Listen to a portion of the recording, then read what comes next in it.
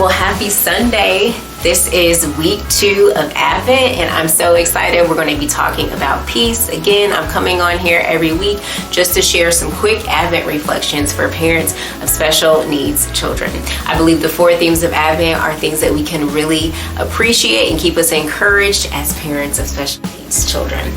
So let's talk about peace. So during this time of year, there are so many different organizations that strive to be charitable and to help make sure that every child has a gift underneath the tree. You've got Toys for Tots, Operation Christmas, all these wonderful organizations.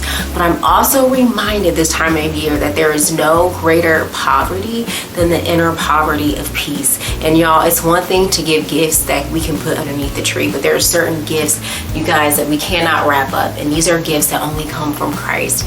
And so peace is something that's a huge part of the Christmas story that I am so grateful for. Now, back in the day, I used to have this car. It was a Nissan Pulsar.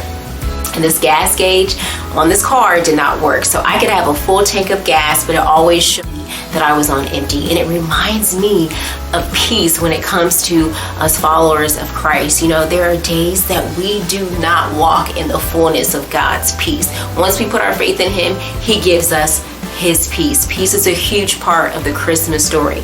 And it reminds me of this verse in Luke chapter 2, verse 14 that talks about the peace of God. It says, "At once the angel was joined by a huge angelic choir singing God's praises. Glory to God in the heavenly heights. Peace to all men and women on earth who please Him." Peace to us, y'all. But sometimes we're just like my old raggedy car, and we are not reflecting the truth of God's peace, the truth of what's really happening. And so we have to make sure that we protect our peace. We have to make sure that we walk in the fullness of all the promises of God. And the only way to walk in the fullness of that peace is to protect our peace. The only way to protect your peace is to dwell on good things.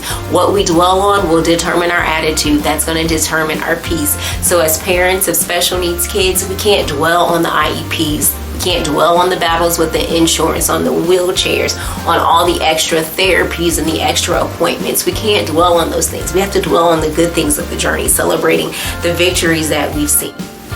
And so let's just be reminded that during this Advent season that we are reminded of God's peace and His plan for us to have peace that is not circumstantial.